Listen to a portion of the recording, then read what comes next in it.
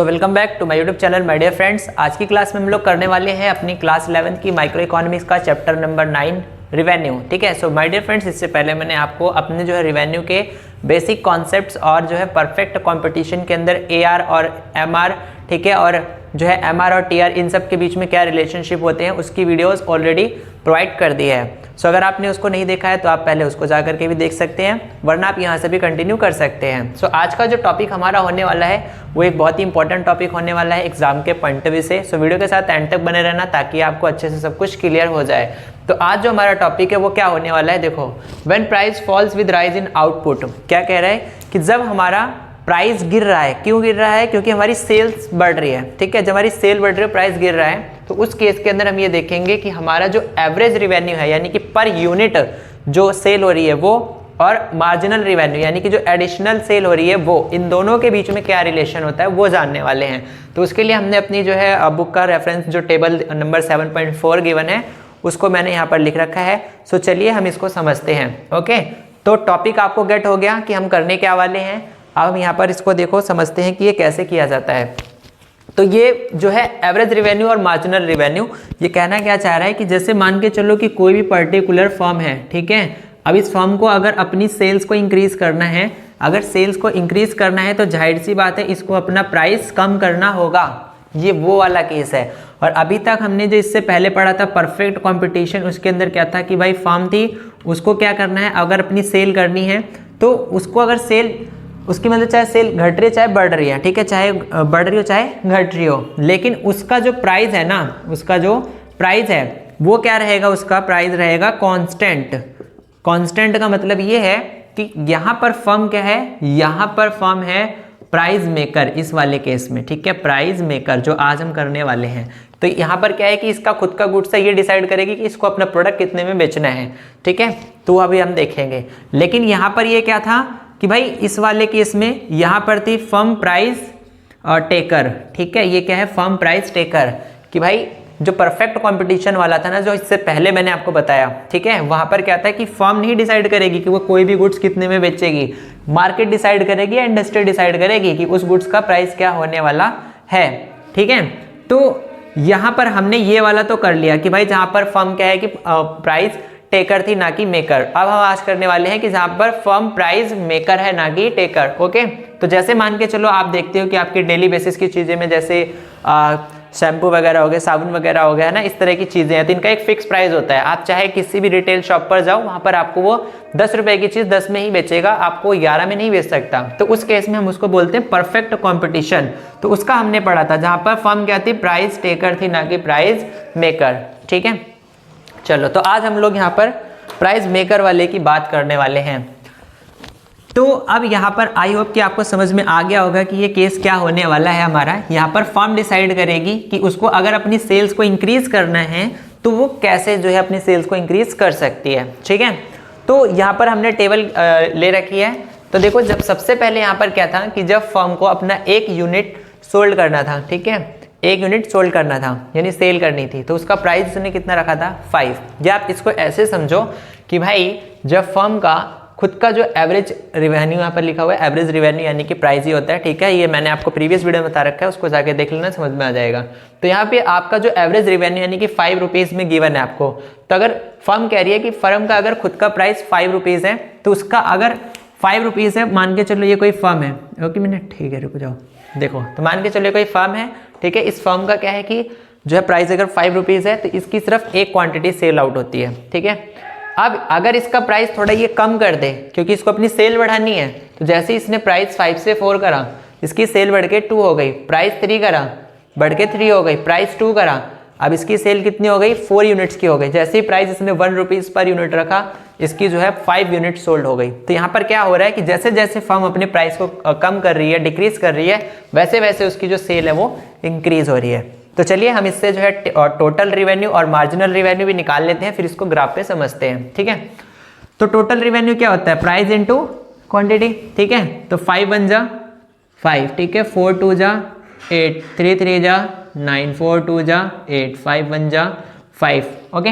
अब मार्जिनल कैसे निकालते हैं, एडिशनल कैसे निकालते हैं, देखो पहले पे तो ये रहेगा सेम, ठीक है, सेकंड पे क्या रहेगा, 8 माइनस 5 कितना आ गया आपका 3, 9 माइनस 8 कितना हो गया 1, ठीक है। 8 माइनस 9 माइनस का 1, 5 माइनस 8 माइनस का 3, ओके। तो ये सब क्या है, इसका हम लोग ग्राफ पे इम्पैक्ट देखेंगे। फिलहाल के लिए बस इतना समझ लो कि आपने इसको जो है टोटल रिवेन्यू और मार्जिनल रिवेन्यू कैसे निकाला, मार्जिनल रिवेन्यू कैसे निकालते हैं उसकी मैंने वीडियो बना रखी है, ओके। तो चलिए हम लोग अपना ग्राफ प्रिपेयर करते हैं। तो जब हम यहाँ पर अपना ग्राफ प्रिपेयर करते हैं तो ये कुछ इस तरीके से बनाते हैं, ठीक है। चलो, तो ये हमारा हो गया y और ये हो गया हमारा x एक्सिस, ओके। ये तो आपको पता ही होगा। चलो, अब नीचे हम लोग क्या लेते हैं, नीचे लेते हैं यूनिट सोल्ड। क्या उठाते हैं यहाँ पर, यूनिट्स सोल्ड, यूनिट्स सोल्ड।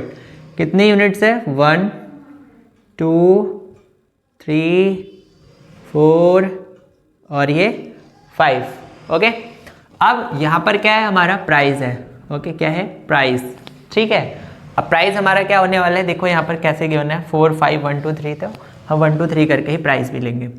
तो 1 2 3 4 और ये 5, ओके।